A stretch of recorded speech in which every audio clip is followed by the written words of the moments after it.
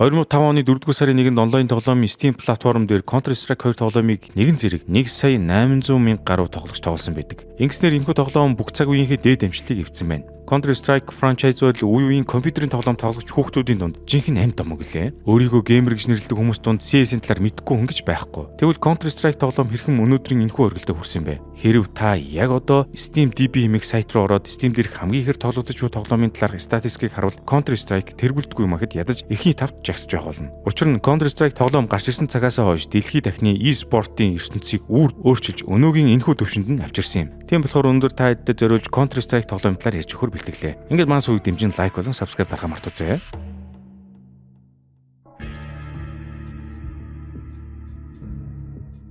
Counter-Strike тоглоомын түүхийг ярьж эхлэхийн тулд эхлээд Valve корпорацийн түүхийг ярих зүйтэй байна. Хамгийн анх 1996 онд Microsoft компанийн хоёр инженер болох Gabe Neville болон Mike Harrington нар Valve-ыг Америк нэгдсэн улсын Вашингтон мужийн Kirkland хотод байгуулжээ. Тэд өөрсдийн гэсэн шинэ үеийн тоглоом бүтээх зорилготой байсан бөгөөд үүний хүрээнд домогт Half-Life-ийн төслийг эхлүүлсэн байдаг. Ийхүү 1998 онд Half-Life тоглоом гарахад компьютерийн тоглоомын ертөнц оронгоор эргэж нэгдүгээр буян буудагч буюу FPS тоглоомуудын дунд шинэ жишгийг тогтоож чаджээ. Half-Life тоглоом нь тухайн жилдээ геймплей, тоглоомын түүх, механик үйл явдал зэрэгээрээ бусад тоглоомуудаас эрс ялгарч бараг урлагийн бүтээл хэмжээнд үнэлэгдсэн бөгөөд 30 жилийн дараах өнөө үед хүртэл өөрийн үн цэнийг үлдээж чадсан байдаг. Ийхүү Half-Life тоглоом дэлхийд дахинд алдарсны дараагаар 1999 онд Канадын программистууд болох Minley болон Jess Cliff нар Half-Life тоглоом дээр суурилсан холбогдож тоглох боломжтой нэгэн модыг хийжээ. Тэгээд түүнийг Counter-Strike 1.0 хэмээн нэрлсэн байна. Ингэж Counter-Strike тоглоомын түүх аль биесээр ихсэж 1990-ад оны төгсгөлөхэд интернетийн 90 үед дөнгөж эхэлж байх үед Quake болон Unreal Tournament зэрэг тоглоомууд нь холбогдож тоглодог FPS тоглоомуудын жанрт манлайлж байв. Эдгээр тоглоомыг манай Ахмад үеийн PC чи тухайн үедээ интернет кафе буюу PC-д лангаар холбогдсон тоглодог байсан бөгөөд энэ хоёр тоглоомын механик талаас өөр хоорондоо төдийл ялгардаггүй байлаа. Учир нь хоёр тоглоом хоёулаа яг адилхан аркейд стилээр хэн хамгийн хурдан овсоотой байж нэгнийг алж чадсан энэ тоглоомын ялагчийн байр суурийг эзэлдэг. Counter-Strike тоглоом энэхүү хоцрогдсон хэм маягийг эвдсэн бөгөөд өөрийн гэсэн шин төрх, шин тоглолт зэргийг компьютерийн тоглоомын ертөнцид авчирсан юм. Яагаад гэвэл Counter-Strike бол нэг талаас террористууд, нөгөө талаас террористуудын эсрэг тусгай хүчний хооронд өрнөдөг тактикийн тулаан байсан бөгөөд тоглоомын хэв маяг тоглолт зэрэгээрээ бодит амьдралтай илүү ойр байлаа. Ийм учраас Counter-Strike анх гарсан даруйдаа домог болж тухайн үеийн интернет кафед лангаар хамгийн их холбогдож тоглодог тоглоомуудын нэг болсон байв. Ийхүү Counter-Strike тоглоомын энэхүү амжилтыг харсны дараагаар 2000 онд Valve корпорацийн зүгээс Counter-Strike-ийг аль биесны байдлаар хөгжүүлэн гаргажээ. Үүний дараагаар тэд Counter-Strike-ийг тасралтгүй хөгжүүлсээр 2003 онд Counter-Strike 1.6 гаргасан байдаг. Одоо хүртэл Монголын PC-нд үе үе ахнар болон залуучдын хооронд алцдаг бид бүхэнд хамгийн нандин гэсэн зугаатай тоглоомыг үлдээсэн Counter-Strike 1.6 бол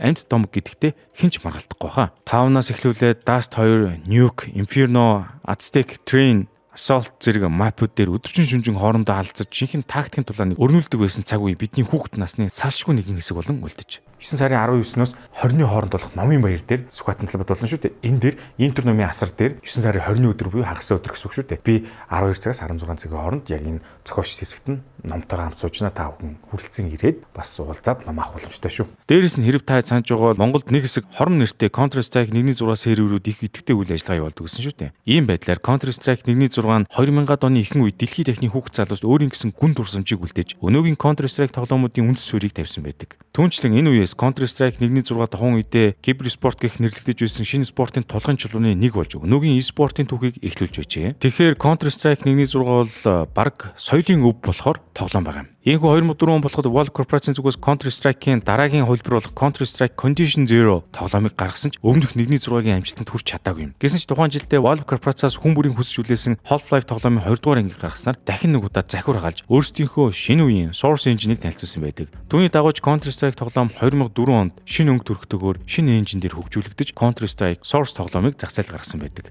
Тэгсэн ч мөн л өмнөх 1.6-гийн амжилтыг эвдэж чадсангүй. 2004 он гэхэд Counter-Strike 1.6 тоглоом тухайн үедээ зохион байгуулагдж байсан e-спортын тэмцээнүүд дээр зонхилсон хэвээр байсан бөгөөд бус тоглоомууд дундаа хамгийн өндөр буюу $914,000 шагналын сантай байсан гэдээ та төсөөлдөө value татвар байсан шүү дээ тэр үед. Мөн одоо ч гэсэн ийм хэвээр байдаг шүү дээ. Ингээд цаг хугацаа өнгөрсөөр 2012 он болжээ. 2012 онд Valve-ийн зүгээс шинэ Counter-Strike тоглоомын төслийг хэдийн эхлүүлээд байв. Тэгээд тэд төслөө Counter-Strike Global Offensive буюу товчоор CS:GO хэмээн нэрлэжээ. Гэсэн ч ихэнх үеийн CS:GO-гийн борлуулалт сайн байсангүй. Тийм болохоор Valve бууж өглөө CS:GO-ыг тогтмол шинжилэн хөгжүүлсээр 2013 онд CS:GO дээр анх удаа янз бүрийн скин зардаг micro series үйлчилгээг гаргаж ирэв. Ингэж CS:GO-ийн тесрэл эхэлж Counter-Strike-ийн шинэ 90 үе эхэлжээ. Тухайн үедээ тоглогчид нь CS:GO дээр скинээ цуглуулж тэрийгэ зарж бусдад бэлгэлэх боломжтой болсноор CS:GO нь асар ашигтай бизнес модель болон хувирсан байна. Мөн энэ үеэс эхлэн Valve CS:GO дээр өөрсдийн томоохон тэмцээнийг зохион байгуулж эхэлжээ. Тэгээд Valve энэхүү тэмцээнээ Major Championship буюу Major хэмээн нэрлэх болсон байна. Энэхүү 2012 оноос 2023 оны хүртэл Counter-Strike e-спортын төрөлд ноён өргөлүүдийн нэг болж 2023 гэхэд нийтдээ 31.5 сая гаруй тоглогчтой болжээ. Харин домогт Dota 2-ыг үүнтэй харьцуулбал 2023 оны байдлаар хамгийн ихтэй ердөл 885 мянган гаруй тоглогчтой байж. Ингээд Valve корпорацийн зүгээс 2023 онд Counter-Strike 2 тоглоомыг гаргаснаар бидний мэдэх CS2-ын 90 үе эхэлсэн байдаг. CS2 нь Source 2 engine дээр хөгжүүлэгдсэн бөгөөд CS:GO-ыг бүрэн орлож илүү сайн график, smoke-ны механик зэрэг олон шин зүйлсийг авчирсан байна. Дээрээс нь CS2 нь өмнөх CS:GO тоглоомын бүх скинүүдийг авч үлдсэн байдаг бөгөөд Valve-ийн зүгээс CS2-ыг Counter-Strike-ийн ирээдүйн хэмээн тодорхойлж байна. Тэгвэл Counter-Strike тоглоом хэрхэн e-спортын ертөнцийг өөрчилсөн бэ? Counter-Strike тоглоомын e-спортод оруулж ирсэн хамгийн том зөвлөл багийн тоглолт юм. Анх e-спорт үүсч эхэлж байх үед багийн ажиллагаа гэхээс илүүтэйгээр хувь хүний ганцаарчсан чадвар зонголдог байж. Харин Counter-Strike-ийн зүгээс 5 эсрэг 5 тоглогч бүхий механикийг нэвтрүүлснээр тоглогчид янз бүрийн стратеги, тактик зэргийг боловсруулж эхэлжээ. Жишээ нь та Dust 2 дээр террористээр тоглож байхдаа бомбо тавихгүй зөвхөн CT-г алах гээд яваад байвал хэцүү шүү дээ. Тийм болохоор ялчгүй Counter-Strike бол багийн тоглолтыг үндсэлсэн болж таарж байгаа юм. Үүнээс үдэж Counter-Strike-ийн баг дотор мэргэжлийн үүргүүд үүссэн бөгөөд нэг баг нь фраг шидэж явахад нөгөө баг нь оф авч, нөгөө нь лидер болж, нөгөө нь supportlох гэх мэт багийн тоглолтыг улам төгөлдржүүлсэн байдаг. 2000-ад оны ихэнх үед дэлхийд даяар интернет кафе буюу PC-нүүд дэлгэрч эхлэхэд Counter-Strike хамгийн их тоглодог тоглоом болж байжээ. Энэ хүний газар лангаар тоглодог хүссэн хүмүүс илүү орон нутаг, хот хоорондын чанартай тэмцээнүүд орох болсноор өнөөгийн бидний мэдэх e-спортыг үүсгэсэн байдаг. Ингэж e-спортын тэмцээнүүд зохион байгуулагдах болсноор шин мэргэжлийн баг болон тоглогчид бий болж эхэлжээ. Тухайлбал Counter-Strike-аар гэхэд өнөө цагийн алдартай SK Gaming, Ninjas in Pajamas ба алдарт Fnatic гэх мэт багууд үүссэн байдаг. Мөн Counter-Strike тоглоомын ачаар мэргэжлийн тоглогч гэх ойлголт гарч ирж тэмцээний мөнгөн шагнал, ур чадвар зэргээр амьдралаа залхаж болно гэдгийг хүмүүст харуулжээ. Энэ дээрээс нь цаашдын Dota 2, LoL, Valorant зэрэг олон тоглоомын мэргэжлийн багийн үндэс суурийг тавьж байж. Үүнийг зэрэгцээ Counter-Strike тоглоом нь анх Cyber Athlete Professional League, World Cyber Games, ESL, DreamHack зэрэг тэмцээний үндсэн тоглоом байж байсан бөгөөд 5 эсрэг 5 форматыг e-спортын стандарт формат болгож байсан байна. Дээрээс нь Counter-Strike-ийн ачаар e-спортын тэмцээнүүд улам спортын шин чанартай болж мэргэжлийн тайлбарлагч ба үзэгч дүүрэн цэнгэлдэх зэрэг дүр төрхийг бий болгож чаджээ. Ингээд эцэснээ хэлэхэд Counter-Strike тоглоом өдгөө 25 жилийн турш e-спортын ертөнцид тасралтгүй оршин тогтнож байгаа цорын ганц домог болсон тоглоом юм. Тийм болохоор Counter-Strike компьютерийн тоглоом байхаа болж аль хэдийн өөрийн гэсэн тусдаа бие даасан ертөнц болон өрөвчээ. Хэрэв та бүхэн өөрсдийн CS тоглож байсан туршлагуудаас сонирхолтой түүхүүдийг комент хэсэгт бичжүүлдэвэл би түүхэн сайхан унших болно шүү дээ. Ингээд subscribe дарахаа мартаосай. Дараагийн удаа илүү сонирхолтой сэдвээр контент орох болно шүү. За ингээд танд нэг сонирхолтой зүйл болоход задлан комьюнити гэж нэгдсэн байгаа. Тэгэхээр та энэ комьюнитид орсноор юу болж авах вэ гэдгийг дүрдээ.